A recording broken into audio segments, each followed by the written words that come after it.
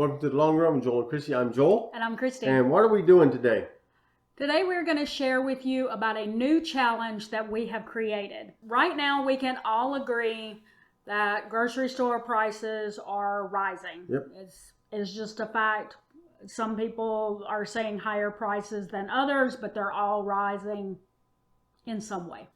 So what we want to do is challenge you, whether you have a YouTube channel, whether you are just one of our wonderful family members, or you are just now stumbling across one of our videos for the first time, we want to invite you to be a part of this challenge. That's correct. And we found over the last few years that things that are saving us money at the grocery store, and we did a video on that earlier in the year about how we saved so many dollars. It was about $50 per month. Right.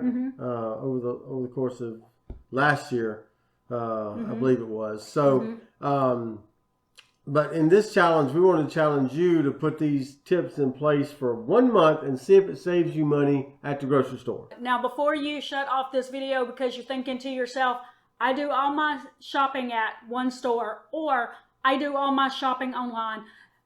A lot of these tips can be used no matter where you shop or if you shop online, so stick with us. Yep. And we're going to ask that throughout the month, what we want you to do is either comment below our grocery haul videos if you're saving money during this challenge, and if you think that you will continue to do this in the future. So we want you to continue to comment on our grocery haul videos. Let us know how the challenge is going. We'll be kind of updating that as we go along as well. Just kind of let you know some things that are going on there. That's right. And if you have a YouTube channel, when you do grocery haul videos or budgeting videos or whatever, and you want to be a part of this challenge, be sure to hashtag Do the Math Challenge. Yeah, because that's the title of it, is Do the Math. That's right. The Do the Math Challenge. So you've probably heard a few saving tips on other channels, and they're really, really great tips, but seldom have we heard this tip, which can save you so much money.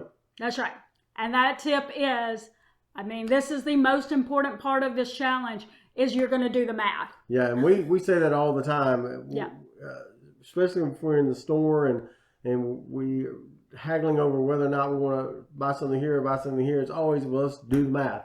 That's right. And for math nerds like me, we always want to do the math. So that's really the most important part of the challenge, is to do the math. Stores are set up to mislead you into thinking that you're getting a great deal when in fact you may not be. So we're going to get into a list of reasons why you want to do the math. All right, so one is because even if you're shopping in one store, they will put on the shelf an item that is per ounce right beside an item that says per each. And the reason why they do that on the unit cost is because they're hoping that you make a quick assumption about what's cheaper and that you don't actually do the math. So that's why you're going to do the math in this situation. Now, note, they also use unit cost online. So even if you shop online and you're thinking, well, I just shop online and I get Walmart to deliver my groceries to my house, they still use unit cost.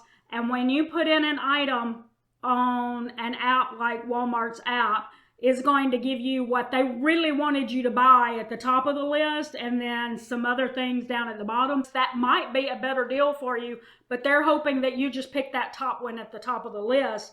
So this month, when you shop at one store or you shop multiple stores or online, you will check the math on each item. You will take the total cost. You'll divide it by something that makes it similar. So if one item says per ounce, then you take the other one and you divide it per ounce. Or what have you. If you're buying a case of Cokes, you're going to divide it by how many cans of Cokes are in it instead of by the ounces. Of Coke, Yeah, you have to think about it, but whatever it is, you want it to be apples to apples. You want the same, whatever you divided the one by, you're going to divide the other one by, and make sure that you're getting the best per item or per ounce or what have you price. Okay? That's right.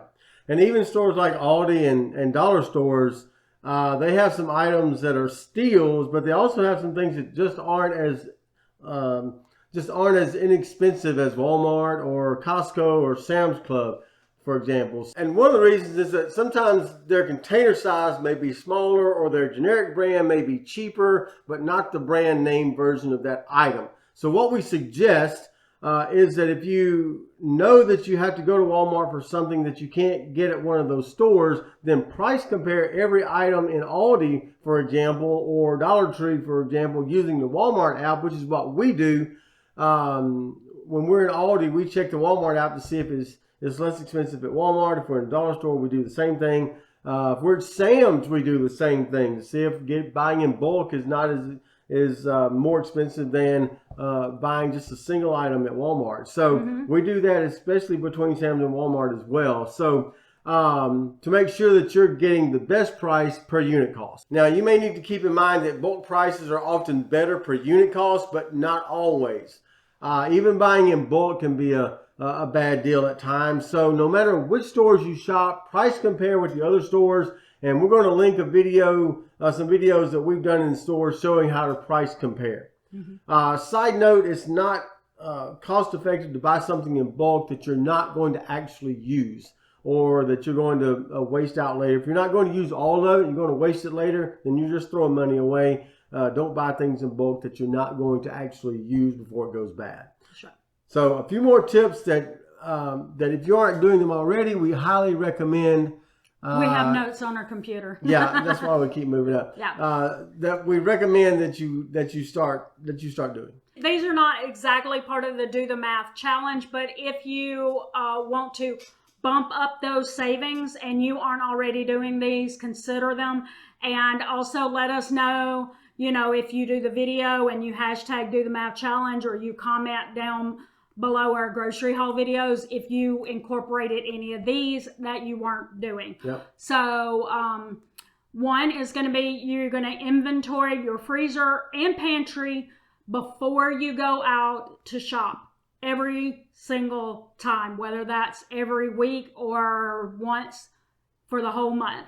Also, we will link in the eye in the sky and down in the description a video that we did that shows all the steps that we go through to do a meal plan, and it has a lot of detail. We do it online, but you do not have to do that online to take the tips that we shared in the video. Okay? That's right. Also, plan your meals using your inventory. After you've inventoried all of your things in your freezer, your refrigerator, and your pantry, then plan your meals using your inventory. Get a basic idea of what you want to eat. You can make it fluid. Our meal plans are pretty fluid most of the time. You don't have to stick to a strict meal plan, but we do recommend that planning meals with fresh produce for earlier in your meal plan period, and plan meals that you use frozen veggies for later. Frozen produce lasts longer than fresh. So you want to make sure if you get produce, you want to use that early in the week. That's right. Or you can use produce that lasts longer, like potatoes has a longer shelf life than green beans. Yep. So that type of thing. Like, you want to make sure you use those things that go bad really fast early in the week or early in the meal plan, and then save the other ones for toward the end of the week. 3, consider portioning your food instead of buying prepackaged individual servings. Buying in bulk generally saves you over buying individually wrapped packaging. And y'all know what I mean by that, like individual bags of peanuts or something like that. Instead, buy the container of peanuts and portion them out into Ziploc bags or little containers instead of buying a bunch of little bags. So also learn to make at least one thing from scratch that you don't have to pay for the canned or packaged version. Like, for instance, we do cream of chicken soup and chicken broth from scratch. So we don't have to buy that in the store unless we're out of it and we haven't made any lately. So we haven't bought cream of chicken soup in, I don't know, a couple of years because we make it at home. It's really quick and easy, and we can link that video as well so that you can see that. Right. Besides, it can also be fun to learn to make something new. So there you go. Do a Google search of ways to use parts of fresh produce up. In other words, your broccoli stems, when you use fresh broccoli and you have the stems, you can actually make soup out of that. Broccoli stem soup. I've shown that. We'll link that in the eye in the sky and down in the description. We make our own chicken broth using, like you mentioned already, but we use the leftover scraps from vegetables that we used for other recipes in that, like celery, carrots, even the peels from garlic bulbs, stuff like that. That all goes into chicken broth. And saving it keeps you from having to buy those things just to make chicken broth. Yep. Also, consider trying the generic version of an item that you have always bought the brand name of. You might like it. We now buy generic Pop-Tarts. Sometimes we do some generic Pringles. We were sure our son would not like anything but the Kellogg's Pop-Tarts and stuff, and he actually likes them. Yeah, we never buy the generic Cheetos because I don't go for that. He did try it. I did try them though. Didn't like them. But he did try it. That's right. So that's the point. That's right. So if you have any tips that you'd like to share, please leave them in the comments below. We'd love to hear those. Maybe we can use them in an upcoming video. And we'd love to hear those comments. Also, please note that we use specific stores as examples, but our challenge is not specific to any certain store. So any store that you shop in, we'd love to hear it. How you're saving money in those stores. It's more about the concept of price comparing than shopping at a specific store. Make it work for where you live and for your available options. That's right. All right, so that's the challenge. We hope that you will all join in. Don't forget, if you have a YouTube channel, to hashtag do the math challenge. Yep. Our hope is that by participating in this challenge, we'll be able to encourage each other to get through this kind of rough period that we're in right now with rising prices. All right, so don't forget to like, subscribe, and hit that notifications bell for updates when we upload new videos on Monday, Wednesday, Friday, sometimes on the weekends, sometimes in between. You just kind of never know when we're going to drop one in there. And with that said, I think that's going to do it today for The Long Run with Joel and Christy. I'm Joel. And I'm Christy. Don't forget, it's a long run. Give yourself a little grace. Bye.